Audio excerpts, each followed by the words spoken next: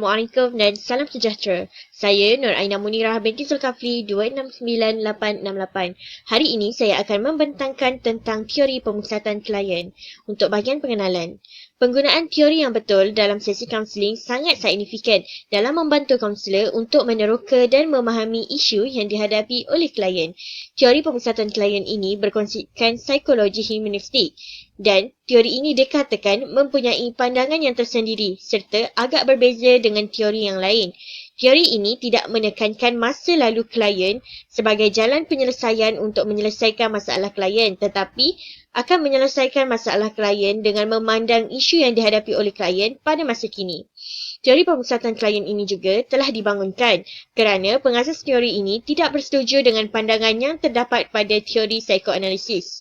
Teori ini banyak mencabar teknik-teknik yang berunsurkan nasihat dan juga arahan.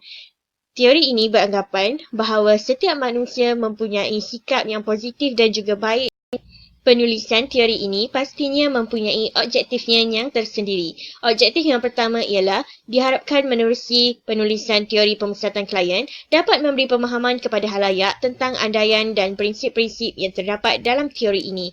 Objektif yang kedua ialah diharapkan halayak dapat memahami dengan lebih mendalam tentang proses-proses dalam teori pemusatan klien. Untuk objektif yang ketiga, diharapkan para kaunselor dapat mengaplikasikan dan mengadaptasi teori dalam melaksanakan perkara-perkara yang melibatkan kaunseling. Seterusnya, saya akan menceritakan tentang pengasas teori pemusatan klien. Teori pemusatan klien telah diasaskan oleh Carl Ransom Rogers atau dikenali sebagai Rogers. Beliau telah dilahirkan di Oak Park, Amerika Syarikat. Beliau lahir dalam sebuah keluarga yang berpendidikan dan berpegang teguh kepada ajaran agama. Kedua ibu bapa Rogers telah mendapat pendidikan di universiti. Bidang pertama yang dipelajari oleh Rogers di universiti ialah bidang pertanian, sebelum beralih pada bidang sejarah dan seterusnya beralih pada bidang agama. Kemudian, Rogers telah mempelajari bidang psikologi klinikal dan telah mendapat ijazah kedoktoran. Beliau turut dikenali sebagai ahli psikologi berpengaruh di Amerika. Rogers juga sangat aktif menulis buku. Penulisan tentang teori pemusatan klien banyak dinyatakan oleh Rogers di dalam bukunya yang berjudul Counseling and Psychotherapy. Itulah serba sedikit tentang pengasas teori pemusatan klien. Itu sahaja pembentangan daripada saya. Sekian, terima kasih. Saya, Siti Nur Aina binti Saleh, nombor metrik 2700001 akan membincangkan mengenai pandangan tentang sifat semula jadi manusia. Okey, teori pemusatan insan ni merupakan idea yang percaya bahawa manusia ini dilahirkan baik dan mempunyai sifat semula jadi seperti boleh dipercayai, bersifat konstruktif dan mempunyai keupayaan untuk mengarah diri sendiri. Okey, teori pemusatan insan ini juga tidak bersetuju dengan pandangan lama seperti psikoanalisis yang melihat manusia secara negatif, cenderung memusnahkan diri sendiri dan melakukan kejahatan terhadap orang lain. Selain itu, teori pemusatan insan ini juga mempunyai kepercayaan bahawa manusia mempunyai keupayaan diri untuk memberi perkara yang membawa kebaikan pada diri sendiri maupun orang lain. Rogers juga berpendapat bahawa manusia mampu berkembang dengan cara yang positif dan juga membina dengan melalui wujudnya 3 keadaan, iaitu kebenaran, kejujuran dan keikhlasan. Seterusnya, penerimaan tanpa syarat iaitu menerima seadanya serta prihatin iaitu sikap ambil berat serta memahami pada tahap kefahaman yang amat mendalam atau boleh dikatakan bersikap empati juga merupakan aspek yang penting untuk berkembang secara positif. Okey, Rogers memangnya menolak pandangan yang melihat kaunselor sebagai seorang pakar yang lebih mengetahui daripada klien, sementara klien sebagai seorang yang pasif dan menerima apa-apa sahaja yang diarahkan oleh kaunselor. Motivasi dalaman yang ada dalam diri individu mendorong individu untuk mencapai potensi diri sepenuhnya. Penilaian maupun pandangan, kepercayaan, tanggapan dan kelemahan diri sendiri termasuk kekuatan. Teori ini juga berteraskan kepada konsep humanistik, kemanusiaan. Manusia juga dianggap boleh dipercayai, bekerjasama, realistik dan sanggup bersosial. Andaian teori ini terhadap manusia bahawa boleh dipercayai serta berkebolehan untuk faham dan menyesuaikan diri mereka. Okey, manusia juga dilihat bahawa mereka ini seorang yang mempunyai sifat rasional serta berupaya untuk menentukan masa depan atau nasib mereka. Okey, manusia juga dilihat bahawa mereka memiliki kemampuan untuk berkembang secara sendiri dan juga mampu membuat penilaian dunia terhadap diri mereka sendiri. Ini akan mendorong wujudnya persekitaran tanpa sebarang masalah dan juga ini dapat diwujudkan melalui penerimaan tanpa syarat dalam diri kaunselor terhadap klien. Semasa sesi dijalankan, kaunselor harus fokus kepada orang yang berkenaan, iaitu klien, supaya dapat mendengar masalah secara serius sekaligus mendorong klien untuk mencari penyelesaian masalah mereka. Carl Rogers lebih menekankan teori untuk memberi bantuan kepada klien melalui proses kaunseling ataupun peringkat yang membawa kepada perkembangan klien supaya klien mampu untuk menghadapi dan mengatasi masalah. Peluang digunakan dan masa diberikan kepada klien untuk mencari penyelesaian masalah dengan bantuan daripada usaha kaunselor itu. Okey, kerana terdapat andaian bahawa individu akan berkembang melalui perhubungan menolong dengan menunjukkan sifat-sifat menerima, tidak mengukur, mesra dan tulen.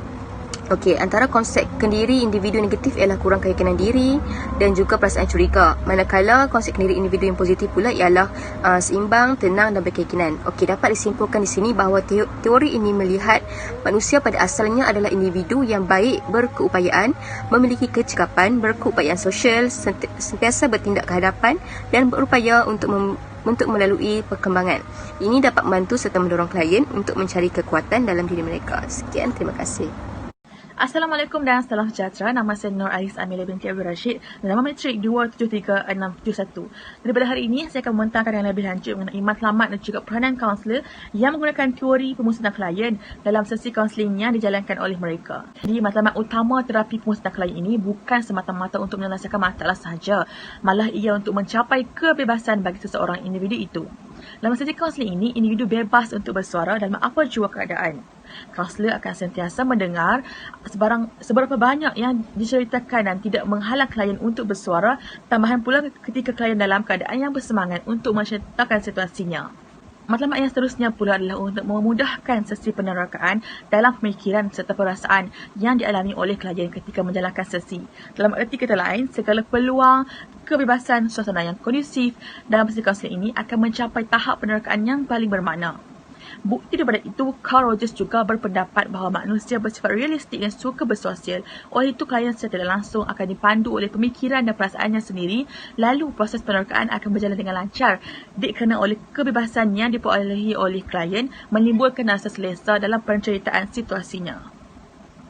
Matlamat teori pemusatan klien dalam sesi kaunseling ini juga adalah untuk membantu klien dalam proses perkembangannya untuk mengatasi masalah masa kini dan juga masalah di masa hadapan. Dalam mencapai keberkesanan kaunseling, klien harus bersedia untuk melupakan masa lalunya serta memisahkan dirinya dengan dunia lalunya, dunia yang silam. Matlamat teori pemusatan klien dalam sesi kaunseling juga adalah untuk menyediakan suasana yang terputik dan sesuai. Teori ini membuka ruang kepada klien untuk menceritakan kepada kaunselor dari aspek emosi atau pengalaman dengan lebih terperinci atau mendalam. Terapeutik di sini membawa maksud kepada pendekatan tetapi bukan rawatan. Ia membantu untuk menenangkan fikiran seseorang dan mewujudkan aura ketenangan kepada klien. Dalam erti kata lain, suasana yang terapeutik adalah satu kepercayaan dan kejujuran dalam etika kerahsiaan untuk membantu menyelesaikan masalah klien. Dalam pada itu, reaksi kaunselor juga menjadi satu medium utama terhadap keberkesanan sesi kaunseling. Seterusnya, saya akan menerangkan tentang peranan kaunselor dalam mencayakan sesi kaunseling. Yang pertama, kaunselor berperanan sebagai pemudah cara, iaitu menjadi ejen pembantu klien untuk menuju pembangunan kendiri. Dalam situasi ini, kaunselor tidak akan menentukan matlamat atau membuat keputusan dalam sesi kaunseling. Namun, teori pemusatan klien ini memberi pandangan bahawa kaunselor hanya pemudah cara dalam proses kaunseling ini dan bukanlah seseorang yang sangat profesional mengenai diri klien itu sendiri. Jadi, klien sendirilah yang bertanggungjawab dalam memilih atau membuat keputusan untuk dirinya untuk mewujudkan suasana yang mesra dan akrab. Perkara ini dapat dilakukan dengan penerapan ciri penerimaan tanpa syarat, kongruen, keturunan serta empati. Di samping itu, kaunselor juga memainkan peranan yang penting dalam membantu klien menguruskan masalah yang belum selesai dalam hidupnya. Manusia sering kali mengaitkan masalah yang lepas dengan kehadiran masalah yang dihadapinya sekarang. Tidak lupa juga kenangan-kenangan silam yang membuatkan mereka sukar untuk mengubah konsep pemikiran dan untuk mengatasinya dalam keadaan dirinya yang kini dan yang sekarang. Kekeliruan, kemarahan, salah faham serta kerunsingan akan lahir dari sesuatu konflik yang berlaku pada masa lepas. Perkara ini perlu diambil berat, dilihat kembali serta dihadapi supaya klien akan lebih jelas tentang matlamat hidupnya yang sekarang berbanding kerisauan yang melanda dirinya asbab dibelenggu oleh kenangan atau masalah di masa lampau. Sekian, terima kasih. Assalamualaikum warahmatullahi wabarakatuh. Nama saya Nurul Syafinas binti Azhar, nama matrik 269642. Saya akan meneruskan pembentangan yang berkenaan dengan proses kaunseling. Proses kaunseling dalam teori pemusatan klien ini terdapat 7 peringkat.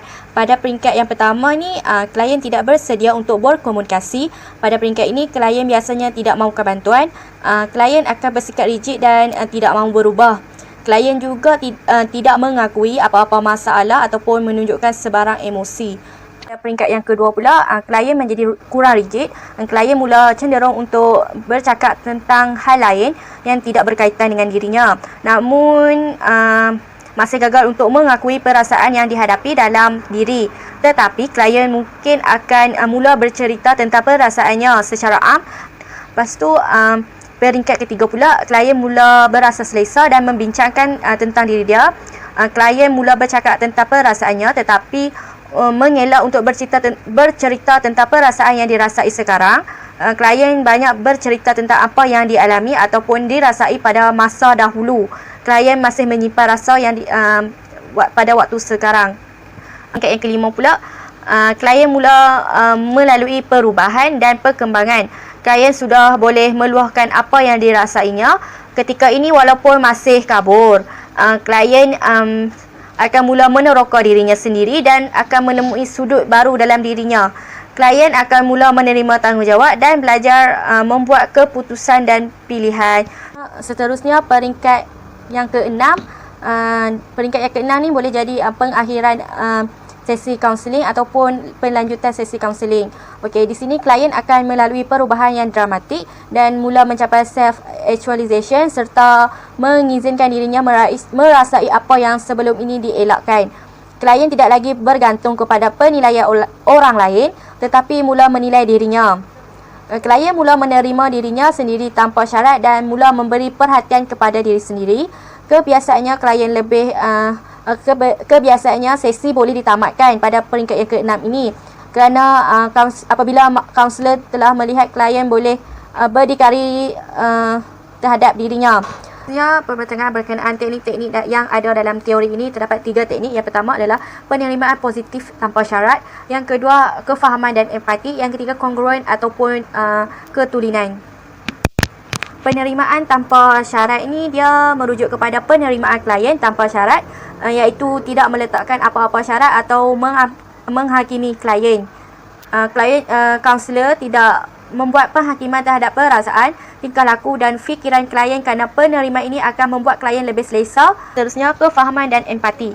Okey, untuk memahami keadaan klien yang dengan sepenuhnya, seorang kaunselor hendaklah meletakkan dirinya di dalam situasi yang dihadapi oleh klien pada waktu itu. Empati ni dia membawa maksud kepada pemahaman yang mendalam tentang klien tetapi bukan melibatkan perasaan simpati terhadap klien. Kefahaman serta berempati terhadap klien juga akan membolehkan kaunselor memberi respon yang tepat kepada apa-apa perkara yang diluahkan oleh kaunselor dan klien akan menganggap kaunselor bahawa memahami dirinya.